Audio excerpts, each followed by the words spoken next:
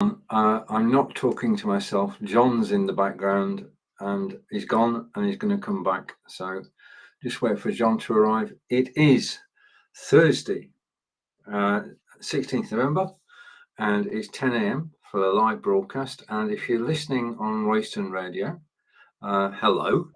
And we're live today on Facebook, LinkedIn, YouTube, and the website. I still can't see John. He's having problems with his camera. So he's got 26 seconds to get his camera sorted out. Because this is live video, it's good to have both volume, sound, and vision. And there's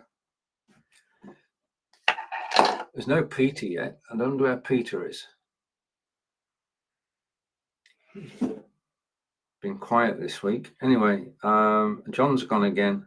So it's over to me. And I'm just going to zoom in. Good morning, everybody, and welcome to the show. And this is Blabbing for Britain, episode 398. We have actually been broadcasting for over 8 years, incredibly. And John's just done a card for our 400th show, which is in 2 weeks' time. That's on the 30th of November. And plans are for a little celebration, I think, because doing 400 broadcasts is, well, we started 8 years ago, which is before live video became a thing, and we've been here ever since. And for the last 7 years, we've been broadcasting on Be Live. So I want to say a big thank you to Be Live. They have helped us over the years and provided one of the best broadcasting systems around, and that's allowed us to do this broadcast every Thursday with a repeat now. Thank you to Fons Chamberlain. The repeat is now on Royston Radio at 11 a.m. on a Saturday. And I'm also looking forward to Ask Angelica, which is also on Royston Radio. Angelica is my partner, and she and I Angelica teaches me German in a regular fortnightly broadcast, and the shows are being repeated on Royston Radio every Thursday at 1 p.m. So thank you. I saw, just saw before I came in, I saw a picture of all the presenters on Royston Radio having a training session last night. And they looked interested, and we're being trained by a pro. So kudos to Fons for arranging it, and for everybody who actually took part.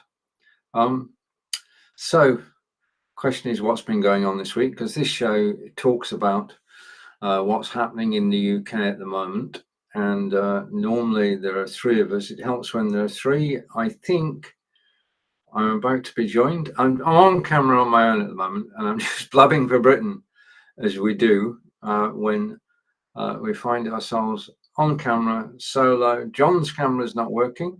That's because he's using background removal and it's playing up. And is Peter here? Peter, are you there? All right, just a minute. Let's just bring you across here. That's it now. Just a minute, and take that off. And yes, your camera is now here. We can say that your camera is here. So all is good. How are you?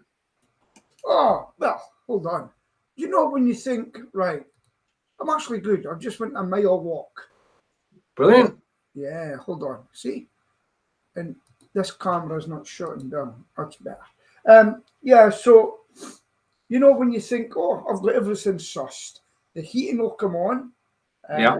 And I looked at the clock inside the house and I saw plenty of time. And before I knew it, it was 10:01. And I just thought I had everything ready, my coffee poured and everything. Yeah, Yep. so now, yeah, and so that's me up and running. I've decided I went and got new shoes yesterday. Well, the walking running shoes, because I went and seen about my feet, and They're called Hokas, Hoka. They're quite a well-known brand. Expensive. Yeah. But the first one, I went into the shop and the young girls there helped me. And all they could give me is these bright, luminous green things. I says, I'm not walking about a city with it. Well, people would have seen you coming, Peter. So then I eventually got a more decent pair. Well, why don't we try this? And why? What difference to your feet? So Sheila's always nagging me to move about. And I said, right, okay, I'm going to do a mile walk. But the problem, I done she says, why don't you take me and the dogs will come with you? So Yeah. before I knew it, and it took ages because we watched a drug raid. Then I bumped into a man I'd met on Sunday, armistice. And then I bumped into somebody else I knew, and she says, now I see why I don't come out with you for a walk. The dogs are chomping at a bit, and I'm speaking to everybody, you know. So Yeah. it's a bit cold here today. I'm just waiting for the heating to build up. Yeah, it's a bit cold here too. How cold is it with you, John? It doesn't look too bad. I haven't been outside, so I can't answer the question, really. I had to unplug my camera and plug it in again, and everything started to work. Yeah, that's quite to do as well. So, that's how's that thing up, and I've had a real foot problem. I've got things wrong with my feet just now, and I've been fighting it for about 2-3 years. So I'm talking to. She goes, did you know you can self-refer to hospital? Did you know about that, guys? No. So if you've got an ailment, and she goes, we've got a forum, so you actually write out what's wrong with you. Don't go to your doctor or nothing, and you put it in. You put it in as a self-referral. So I put in all about my feet and everything, because they were going to needle my feet, which was 250 quid privately. She goes, self-refer, and you'll get it done free. You know? So how long does it take to actually, once you've self-referred yourself, how long does it take? There lies the problem. I don't know. I'm waiting for someone else with the hospital, and then I've been waiting about 3 years, 2 years maybe. And they says, do you still want this? I says, yes. That's a good question, isn't it? It's a good question, because a lot can happen in 3 years. Right. So, are you wanting the news from Scotland? Yes, please. Right. So, the health secretary, I think he's a health secretary, the health secretary went over to Morocco. Okay? Do you know about this story, guys? No, don't know. So that our health secretary, I think he is Mr. Mitchell, went over to Morocco, right? And he came back with his iPad data bill. Oh, yeah, we've heard this one. £11,000. £11,000. And he tried to put it through. And they said, we're not paying that. What was it for? And there's all sorts of denials. It was government. So people went on, record, FOIA request, freedom of information, filled out the bill, seen the price. And they said, because he's from Glasgow, and they says, oh, that's interesting. Celtic happened to be playing on the 2nd, and actually played on the 8th. And that's when your biggest data usage was. Yeah, but did you see, though, he hadn't been updated to the latest contract. And if it had been on the latest contract, the bill would have been zero. Yeah, so the latest contract allows him to use his data allowance outside of the country, but the old contract that he's on. So was it really his fault? Yes, because I'll tell you why. He was consistently told to update it. Yeah. He was told, update it. And everybody said, look, but here's the thing. It wasn't used for ministerial purposes. It was used to watch football by the looks of it. No, they're all accusing him of being on porn and everything. But they just says it so happens to be his biggest data used when Celtic Football Club were playing Rangers, another one. So basically everybody's saying, and guess what? Yusuf, our first minister, has supported him and everybody's calling for it. So he's making a big announcement today. Everybody's hoping, because everybody said, if I done that with my business and my firm, right? Yeah. I'd be sacked. Yeah, but hasn't he? From down here, hasn't he actually paid it back? Yeah, but it's no, well, initially he tried to put it through the books. Yeah. 11 grand. Then people looked into it and said, no way. He says, oh, I'll pay 3,000. Right? And then it still didn't let him off the hook. This says, was it, we demand to know what you were looking at. Was it, again, somebody should be able to look at what you're looking for. If it was for business, fine. But that would take something like 350 emails a day. They worked it all out. They worked. Right. Peter's just got a call. I'm just going to mute Peter's microphone. He will switch it back on in a moment. Personal versus private use is a difficult one to work out. We've got a comment, so I'm going to take the comment. And comments coming in, and it's from Nazim. Nazim, hello. And long time no speaky took. True. Hello from Italy. Nazim, thank you for joining us. All right. Okay. So it's good. It's good to see you. Right. Has anything else happened this week? It's difficult to. Oh, excuse me. Switch Peter's microphone back on. Okay. So you're sat at home on Sunday morning, and you're planning for your trip to the Ukraine, and you've packed your suitcase. Government has arranged your tickets, and then your boss on Monday says, I'm sorry, lad, you can't go. I'd like Lord Cameron to go. So James Cleverly, poor chap, moved to the Home Office, and we now have a new Foreign Secretary. And two bones of contention with this. One, that should he have come back, because it's 7 years ago since he stopped being our Prime Minister, and he's the one who initiated the vote about Brexit and got involved in many things since then, when he's a private citizen. But he's in the Ukraine now.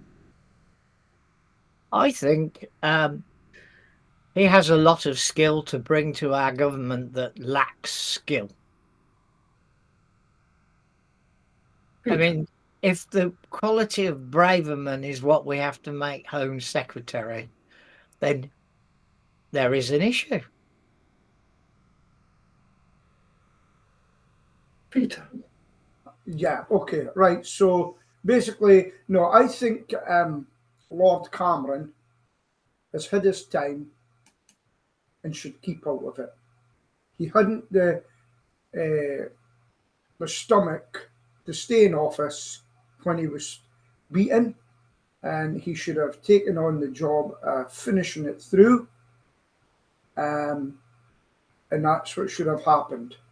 And the country is in a mess. He didn't like get beat, and he should be tucked away and give him his House of Lords and his £300 a day and his travelling expenses, and go and make contributions from there. Because a lot of people, he's only in the House of Lords as it's the only way they could make him Foreign Secretary. Prior to that, he was not in the House of Lords. No. Well, he could always write a book about Parliament, like Nadine Dorris. He's already written his memoirs. But another one. The point is, we're really thin on the ground with expertise at the top of the tree. What happened to David Davis? He would have been a better choice. Perhaps he was off doing him and he just said, no, we'll never know that, will we? Well, all I can see is Remainers creeping into the cabinet. And you mark my words, they will try to get us back into the union. Hang on. There's three of us here. I was a Remainer. Yeah. How about the other two of us? I still am. I'm not a Remainer. I've always said. I know. And yeah, you want to be part of Norway, don't you? Listen, I just want out of Europe. I'm sick, fed up of the shenanigans. Europe, we haven't been in Europe. I'll tell you who's suffering because of it just now. Did you know that, well, Spain and other country are actually trying to stop the 90-day limit? Did you know that? No. Not really. They've said to the European Union, this 90 days is causing us problems because a lot of people are leaving Spain, you see. And I know people that have come back because of the 90-day and they says, oh, we couldn't stay. And other people go for a while, then come back and go back. And this is it's costing us a lot of money because they depend on the British, whether they like it or not. And that's what's happened. So they'll finally get around. When the people from other countries start saying to the non-elected, hey, this is causing us problems now. Any chance you can get this rule sorted out? Yeah, but it's a consequence of our leaving the EU. Yeah, yes, and they've suffered the consequence. Yes. Oh, you will suffer for it. You will suffer. No, Spain Your suffered. blood pressure's suffering again, We're Peter. all still here, and Blabbing for Britain has been here since this all started. And we've got our differences, and we've got things that we agree on too. I'm going to agree with John on this. I think David Cameron is a safe pair of hands. He knows everybody, and he just able to slot into the job and go and meet President Zelensky today and know what he was talking about. So I think it's right person, right job, because as John said, the number of candidates thin on the ground, and he was able to hit the ground running.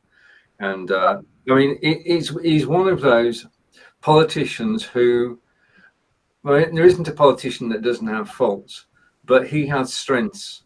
Yeah. And it's those strengths which are going to help the country through until we. As Richard was saying, you're costing us a lot of money, Mr. Zelensky. I think you're going to have to either admit defeat, or you're going to have a buffer zone, where the United Nations will come in and have that buffer zone, or we're withdrawing your money and see how far you get on in the fight after that. No. Our checkbook is open, Peter. You know that. Yeah. Anyway, the thing is, Mr. Zelensky and team have lost focus in our minds because we're all thinking about Gaza and putting that at the front of our war status environment. Yeah. But the situation hasn't changed. Apart from that, they've actually made some advances. Because they've actually crossed the Dnipro and now got an area that is under their control on the other bank of the Dnipro. Has anybody asked for a ceasefire there? There was a vote in Parliament last night, Peter. There was an SNP amendment which called for a ceasefire. No, it's Gaza. I'm on about Ukraine and Soviet Union, Russia. Why is there no people out in the streets calling for a ceasefire there? There's children getting killed there. I think the difference there is that Gaza has the population roughly of the West Midlands, about 2.4 million people. But it's the size of the Isle of Wight. Yeah. Mm-hmm. And it's just been bullied to death. And I'm not taking sides when I use that word. And it just is under such a massive attack. I'll tell you a good bit of news I seen this morning when I was up early. One of those guys that had that 22-year-old German Jewish girl who was raped and had her body spat on in the back of a truck and shown everybody, taking it through a little village or whatever, and they were all hitting her body. I'm glad to say that he's dead. He's been shot by the IDF. Well done. I hope more of you get it as well. That's my view of it. I don't wish death on anybody. I do. And I suffered. Justice, yes, but not death. I mean, as far as the Israel-Gaza situation is concerned, people are trying to ride two horses at the same time. One is revenge and to remove Hamas, and the other is that innocent civilians are dying, and there should be a ceasefire. Do you know what gets me? I was watching this thing about not all that long ago. The amount of times that Israel have pulled out of Gaza and had peace treaties, I'll try and find it. They've had peace treaties, and as soon as a peace treaty comes in, guess what still happens? Hamas still throws rockets into Israel. Yeah, I said there are two I think the consensus is that Hamas need to be stopped. But the other side of the coin is that do you actually need to be killing thousands of civilians? Well, they've all been given the opportunity to move out, although some of them have been. Where to though? We're To talking the about south, an to the area south. the size of the island of Wight. I just want, because we're going to go with the fact. Basically, they were told to move from the north to south, and you would Correct. think that And God's working on. that being the case, there would have been no bombing of the south. Correct. That's not correct, though, is it? Well, you tell It me. has been bombed, Has it? as far as I know. I don't know. I'm wrong, John. Correct me. That. I've never seen that. But why isn't those Egyptians, why are they opening the gates and come in, fellow Muslims? We will help you. Why is their gate still shut, apart from the British passport holding people and everywhere? Why is their gate shut to their fellow Muslims? Because they fear that the war will spill onto their territory. Correct. And the Hamas will go in and start throwing rockets from their land.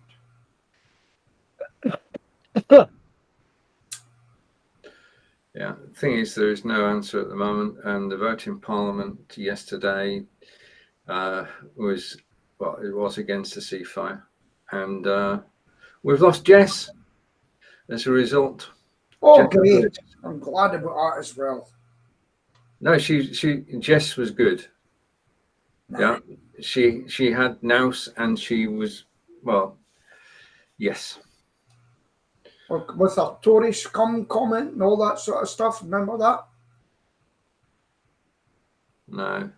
Oh, I do. See, the thing is, ladies and gentlemen, you've got to look at people listening. You've got to look at both sides of the coin. Now, Ian, these guys know I watch other alternative media. I suggest you look up a lady called Anna Breeze, who's now teaching people to do their own news reporting live. And she trained you. She used to work for the BBC, and she said she would never work for them again. Right? Anna Breeze is her name. I actually done a course of hers before from a business, but she's very good at it.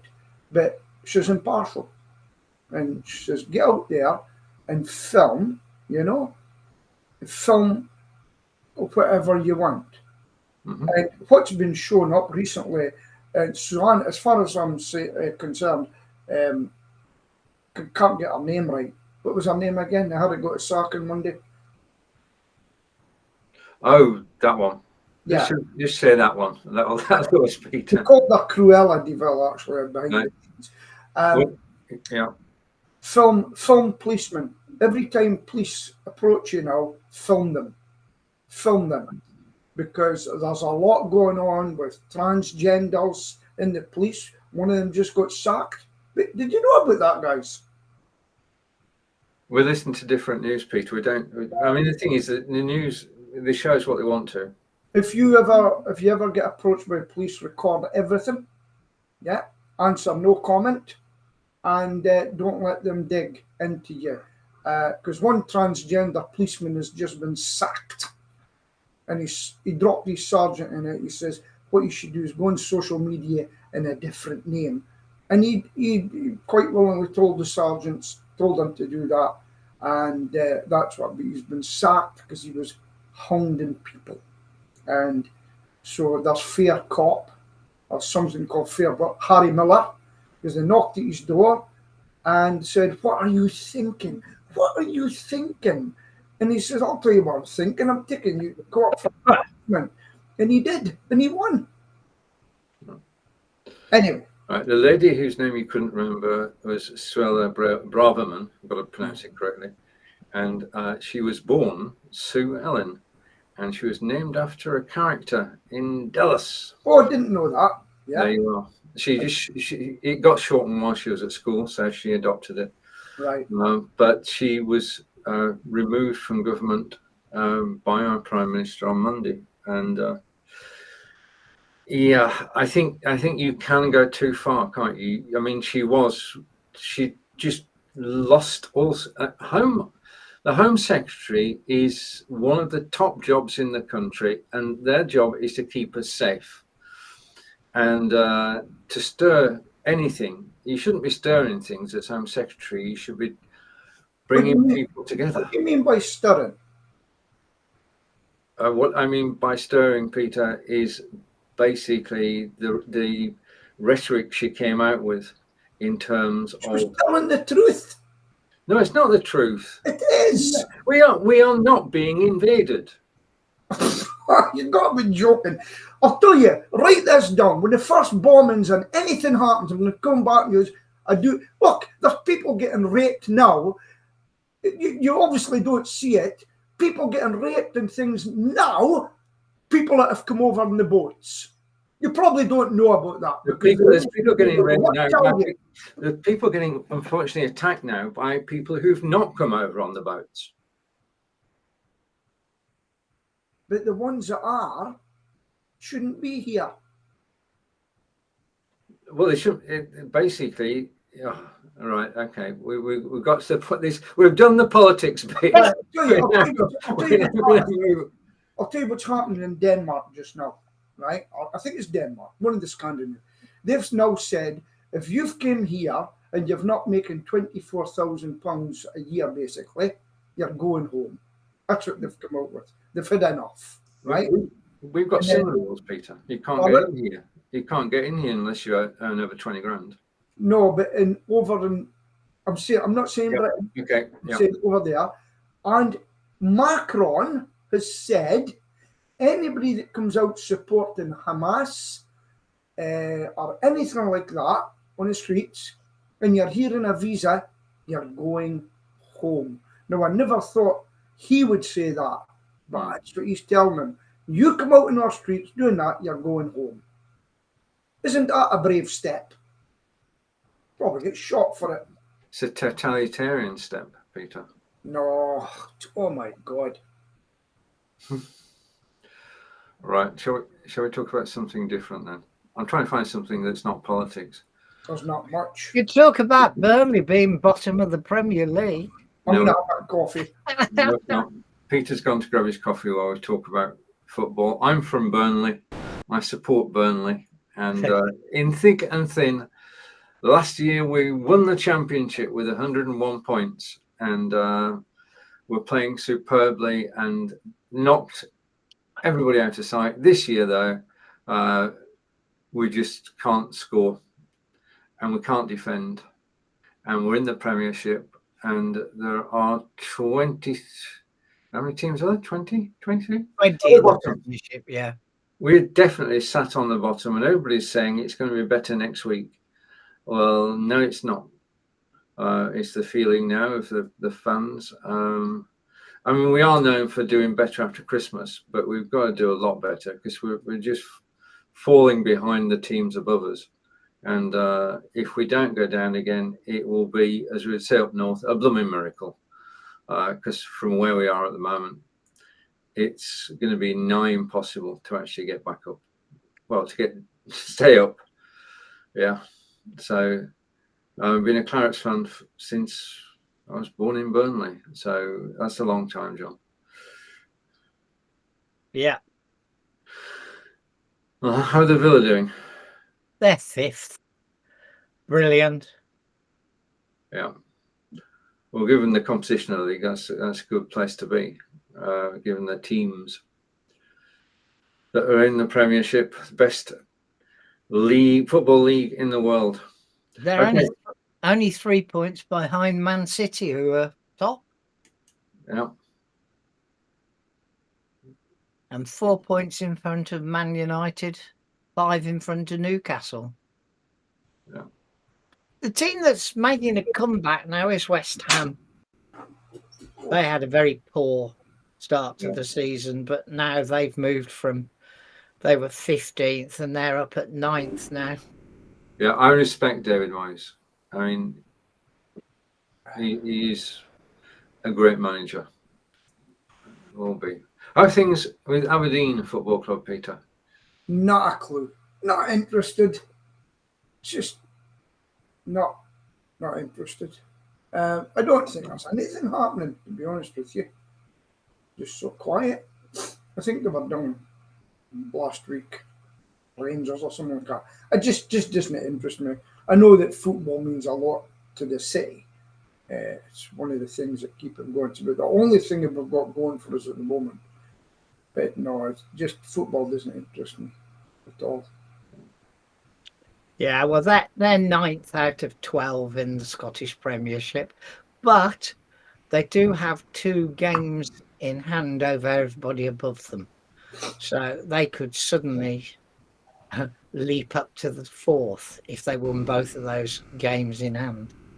I have a soft spot for Kilmarnock, and there's one logical reason for that.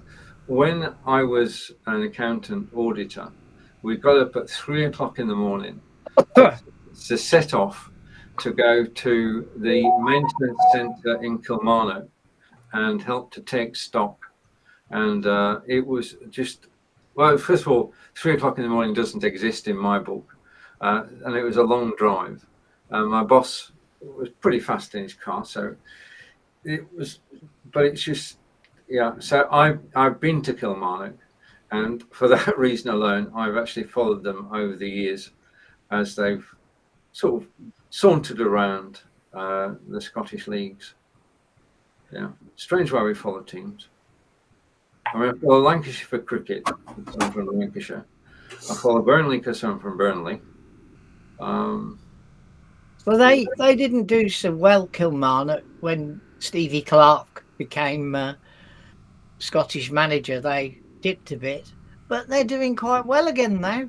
And they've got the former Aberdeen manager in charge now, Derek McInnes. Right, just to shout out, Royston Radio this afternoon at 1 p.m. is Ask Angelica with, let's put this on screen so people can see it. There it is, Ask Angelica podcast on Royston Radio today at 1 p.m. Okay. There you have it. Okay, I'm trying to look for something in the news that's not politics. Peter, over to you. What have you got?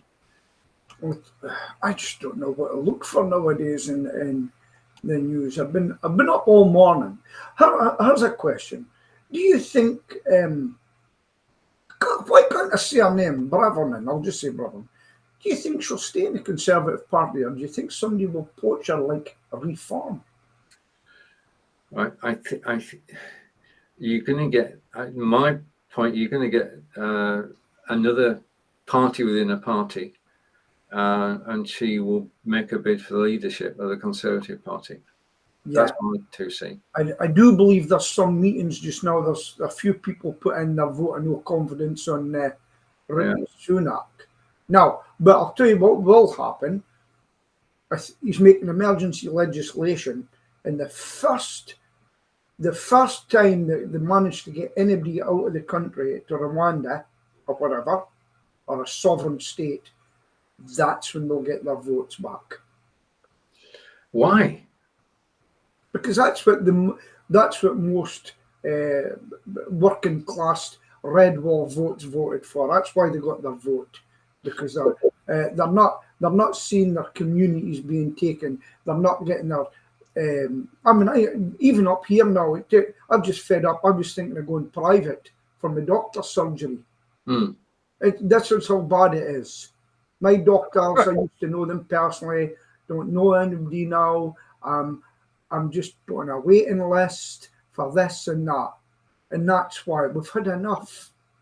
But you know, things are in a sorry state if sending 500 people who shouldn't be here, I agree, to Rwanda is going to win the Conservatives in the next election. It's a gesture, and if they get that, then they say, "Oh, well, maybe get them elsewhere. Let's open up things." And I was finding out today in Holland, right? In Holland, well, that's quite a liberal country. Would you agree? Right. Yeah. If anybody flies into Holland, right, that are illegal immigrants coming in, they don't leave the airport. Was you aware of that? No, because you've researched it. I have not. Yeah, well, it was on the news this morning. I didn't know about it. And they come to Holland, and this was Stephen Pound, the Labour MP. He knows quite a lot, actually. He's a nice guy. And that's what they've done. They stay in Holland, within the airport, they process them and say, you're not getting in, away you go back. Boom, gone. And they were talking about maybe getting... do you know what I'm waiting for the Labour Party? Why doesn't the Labour Party come up to get the vote ready and say, this is what we're going to do? Have you got any inkling of what they're going to do to stop the boats? Nope. I think they'll just hand it. Sorry, you thinking about, yeah, I mean, they're going to get, basically, their approach is to bring Europe into it. And we're getting visited today. Oh, Say good morning to Mr. Kevin Arrow. Morning, Kevin. hello. You know, I think it's got to be said, this is down to Facebook. Facebook has decided to show this broadcast in Kevin's timeline and in Nazim's timeline. So it must, I don't know, it must be Christmas. I I mean, got a lot of reaction to the post I made yesterday about the 400th. all right, okay, well done. I thought A lot of reaction. Yeah. so. That means next week I'm gonna be back in time for it, am I? I think so. I hope so. It's 2 weeks. Yeah, it's the 30th, isn't it? Yeah. I'm back on the 29th. I'm going to wait at Tenerife. I had to search for it. Sarah was watching on LinkedIn. Yes. Right. Listen to that, Peter Stewart. You better get on there. Thank you, Kevin. It helps to know. Basically, LinkedIn has been pretty good over the last month. Certainly for people. Look at that one. Do you know, Facebook, you're going to be the victim of your own treachery. Well, I've got to say, in fairness, since I restarted my account in February, I see quite a lot of stuff that's relevant to me in my feed. All the rubbish, most of the rubbish is actually gone. And it's things that, so when I look down, when I'm surfing Facebook, I actually get to see what I want to see. Yeah, not everything, because they couldn't show me everything that everybody's doing. But on the whole, it's pretty good. But the thing is, with pages, it's different. I'm getting plagued with adverts because I was looking to get an on in the cloud telephone number. And so I'm getting plagued with that adverts. I've now recently changed to another call center, and what a saving! 33% saving on my call center that I'm using, and all I do is get them every day. Facebook, I don't need them now. I've actually got someone. Thank you. You can cut them off now. Right. And so basically, Kevin saying, anyway, really great to see you looking well, Stephen. Thank you. It's all down to Angelica and exercise, like Peter did this morning. And your new diet. Oh yeah, we got told off the other day. Did you? Yeah. I mean, the thing is, I got told off twice. Yeah. Okay. Basically, I've been upfront about the diabetes and coming to terms with it, and I've had your help, Peter, and I'm grateful for that. But we went out for a meal. I went to the Sherburn restaurant, which in up north we'd say it's posh. Yeah. So this is a sort of where they put down 5 knives and 5 forks, and yeah, that sort of place. Yeah.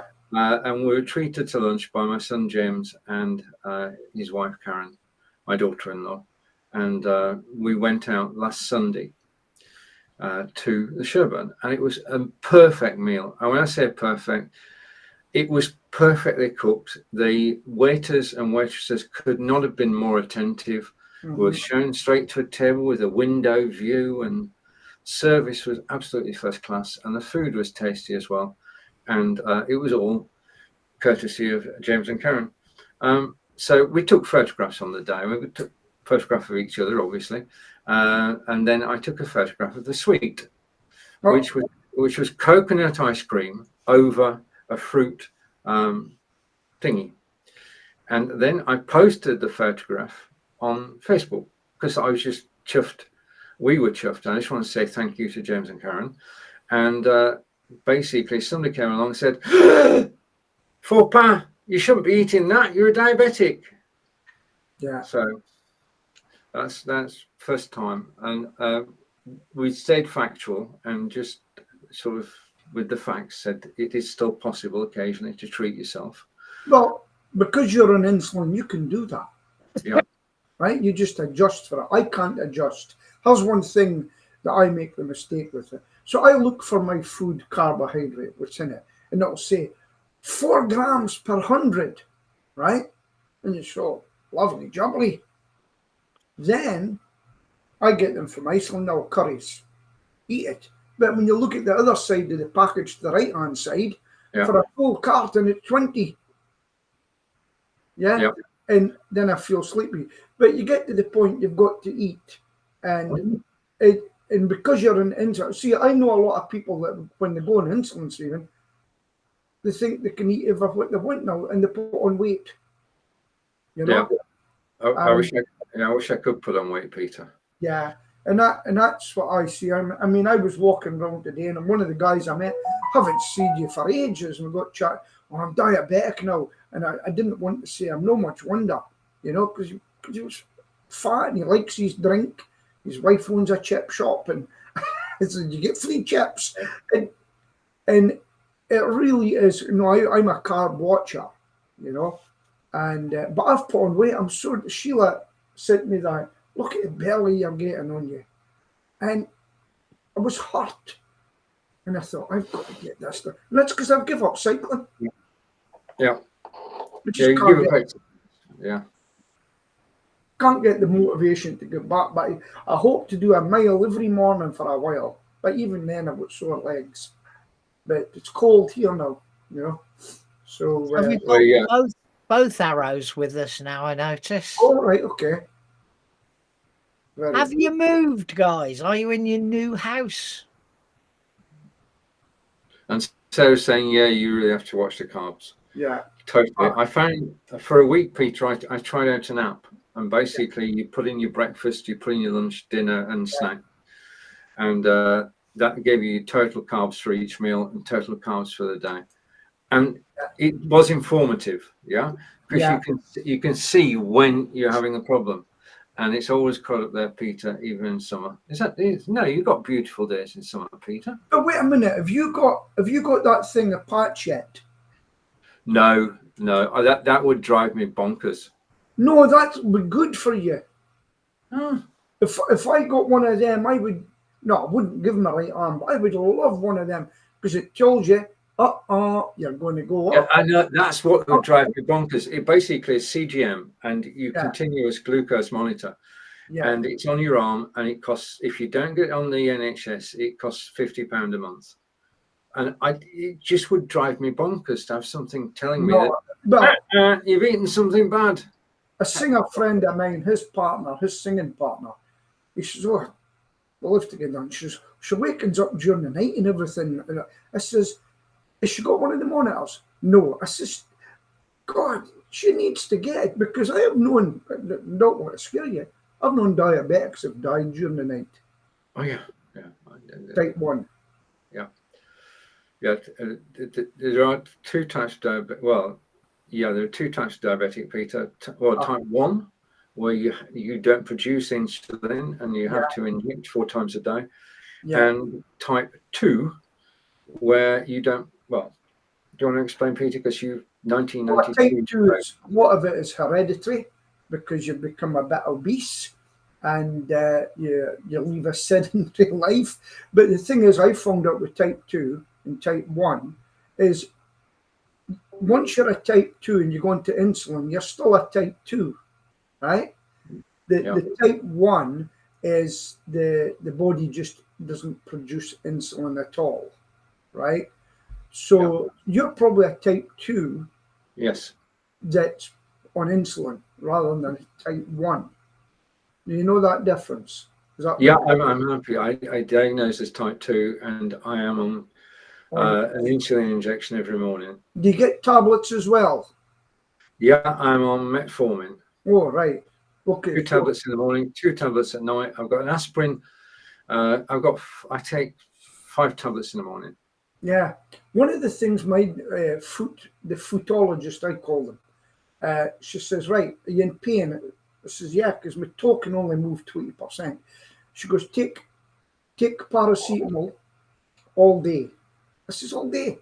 Yeah, 8 a day. She says, people just think you take one in a couple in the morning and that's it. Yeah. I know someone with the patch. It's for type 1. Yes, especially in Scotland, because I try to fight them. Because one of the caveats is cyclists might get them, but should give them something else.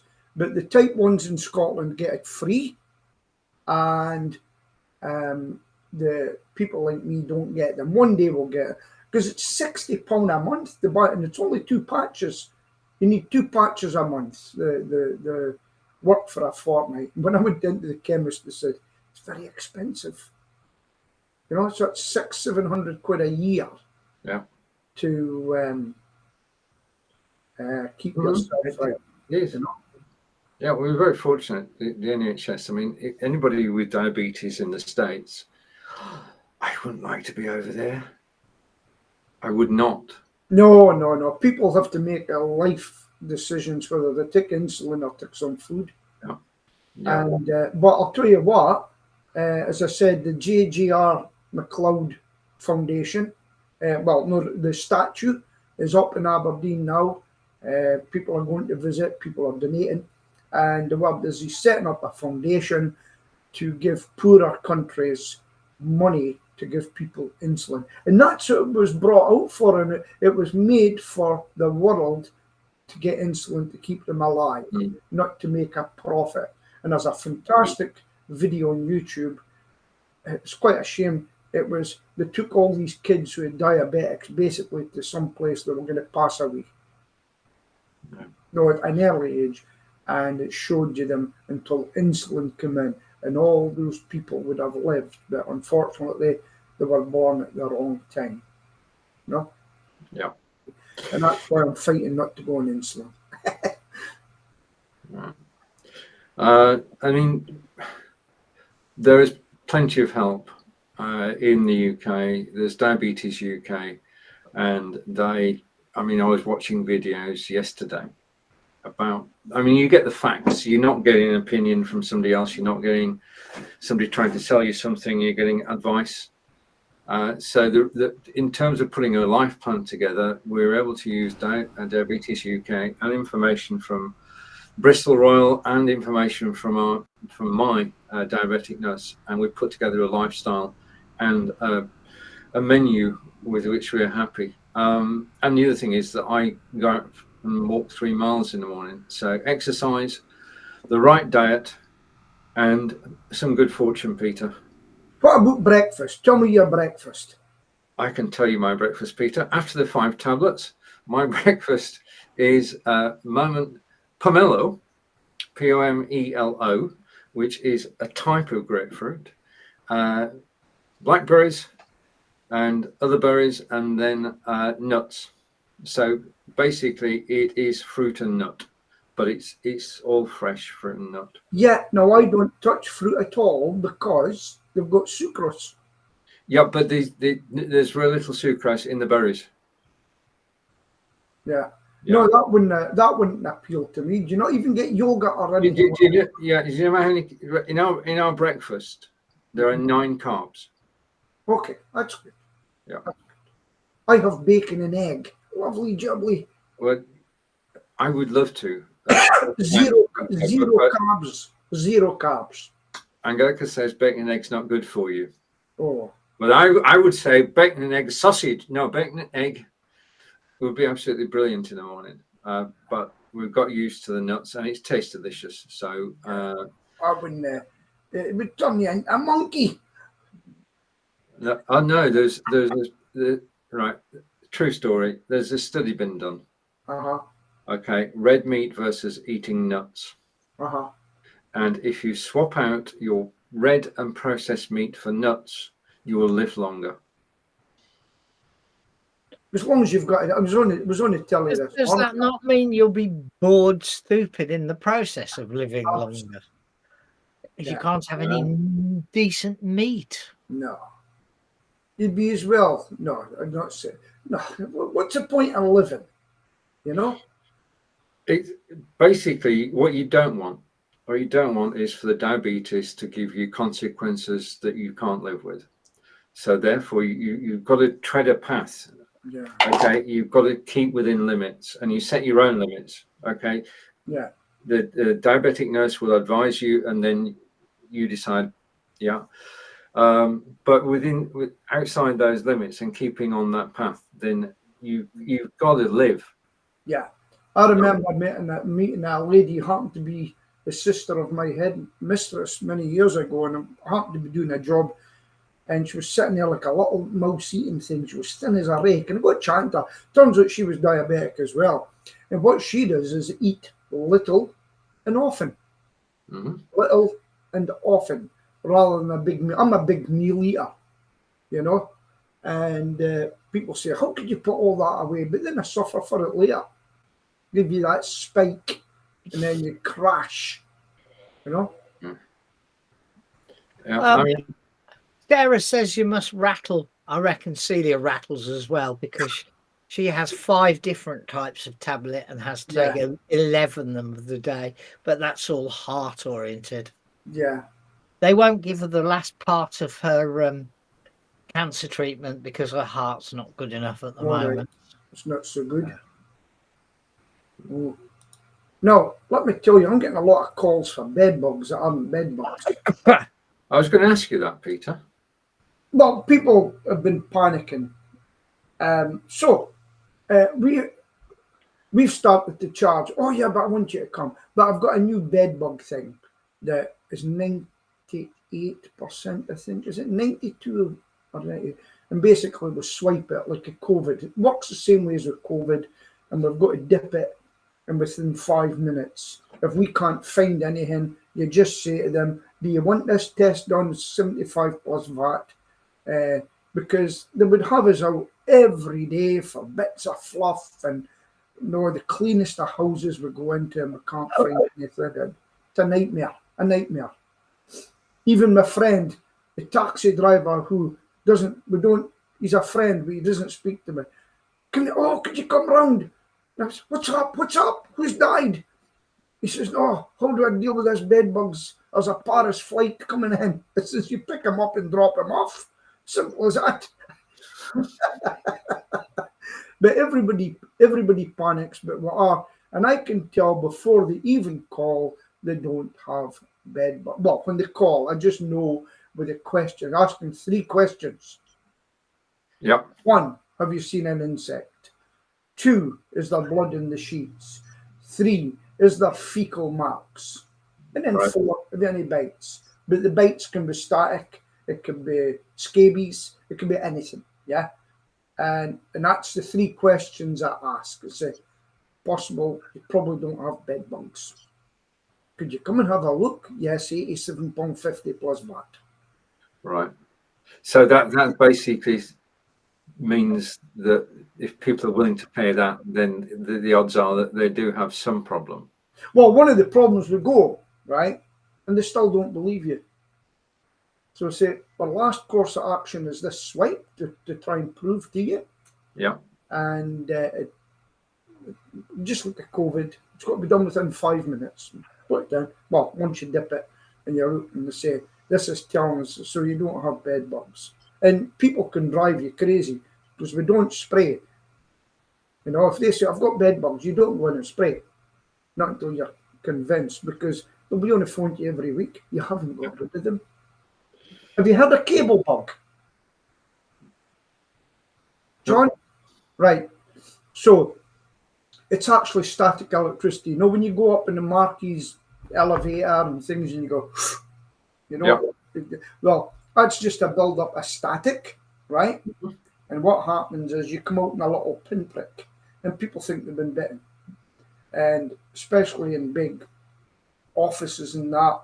And we had like a Geiger counter that you put it to their feet and work your way up, and it goes all over the place and say, you've got static. So we spray static anti-stat, it's called. and that's what we're doing. And we get called out for that as well, you know. But they're convinced it's they are convinced it's bedbugs. Well, that's because what basically that's well, it's not come over from France, but we're more aware since the episodes in Paris, aren't we? Yeah, well, the thing is, it's been here well before Paris. Yeah. Well before Paris. We've had them for years and years and years. So it just happens to be Paris has been brought out. They've been in New York, they've been in Moscow, they've been all the big cities, they've been in London, you know. Sells papers. It does. Headlines, however accurate they are, doesn't really matter as long as you get people's attention. And that's what it's all about. It's about attention, isn't it? Yeah. I mean, I did, for the first, I've got a YouTube channel, and I decided to I hadn't done an intro for 6 months. Right. So I thought it's about time I did a new intro to what I'm doing now, because it's totally different from what I was doing 6 months ago.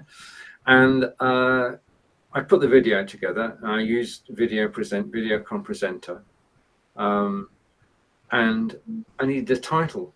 I needed a title for this video, and there's an app called TubeBuddy which suggests titles. Yeah, and it said this is probably the best intro video you've ever watched on YouTube, and I thought, well, why not? And you know what? It works. People are attracted by the title, and they come on. Yeah, that's true. Because that's one of the things I'm studying on my pay-per-click at the moment, and the title can grab them, get their attention. Right. Yeah, and my app of the week. Let's just go over and get the name right. Because one of the things you've got to be able to do is to write copy. We've been talking about this off and on, but I found the most amazing app. I've got a link to a blog, but the app is called, if I can find it on my page is so busy, there's this poster about a 400th show. The app is called predraft.ai, and I'm just copying it, and because we've got Sarah here and Kevin, I just want to bring this on screen, so I'm going to add the title in there. I'm going to put it there and paste. Okay, this app is called predraft.ai. Right. Okay, now they've got a free trial, but this is the first app. We know you've got ChatGPT. We know you've got Jounce and things like that. This is the first app that I've seen that can write a complete blog post with everything in the right place, with paragraphs, with headings, subheadings, and it's cogent. It actually talks to what you're actually talking about. I mean, I did a show yesterday. Let's bring this on screen here. I did a broadcast yesterday. Avoid scammers deals on Black Friday. Black Friday is on the 24th of November, although it has to be said that the Amazon sale actually starts tomorrow. Okay. Yeah, so you can start getting deals tomorrow. And I was doing research for that, and I thought, I tried out predraft.ai, and it gave me all the reasons, all the scammers tricks, what you should do to look after yourself, and it was all in one beautiful blog post. Yeah. I'm sorry to say this, Sarah. I copied and pasted the whole lot. It was so good. Do you know, I was just about to say to you, because I'd forgotten, I don't use ChatGPT now, but I must do more blogging. And I thought, wait a minute. I says, what was the name of the other one? It's Jounce, because they do headlines, don't they? Yeah, they do everything, yeah. Headlines, first paragraphs. I just haven't. I really must get. No, I thought that I get a lot of people come at my website, but you know, I couldn't live without pay-per-click. We worked it out yesterday. Guess what my return is? Tell me what you think, Sarah, Kevin, everybody. Do you know what I've worked out my return is for every pound I spend on my marketing with pay-per-click? Take a guess. What do you think it should be? John? Don't know. It's all market dependent, isn't it, really? What Yeah. you should expect for what you spend. Well, I worked it out as best as I could. £15 per pound spent. Stephen, what's that percentage-wise? You're good at these things. It's 150, I don't know. Too much. You shouldn't be getting that level of success. But you know what? In a few weeks ago, I couldn't put it in because well, I hadn't put in some stuff into it. Well, that's that time. It is It's John. that time. That's what I was It going is to your do. I know. John, I'm going to try and do this. John, it's over to you. Okie doke. So it's goodbye from the man in the Scottish regions where it's very cold. It's goodbye from the man in the West where it's also cold. But we don't know how cold it is here because we haven't been outside. So we're in the Midlands where we don't know whether we're cold or warm. So same time, same place next week for episode 399. You got that right. See you soon. Oh, Okay. Nice to see you again. See you around, Kevin. Yeah, indeed. Well said. And Nazim, thank you for joining us. And Nazim. Yeah. Bye.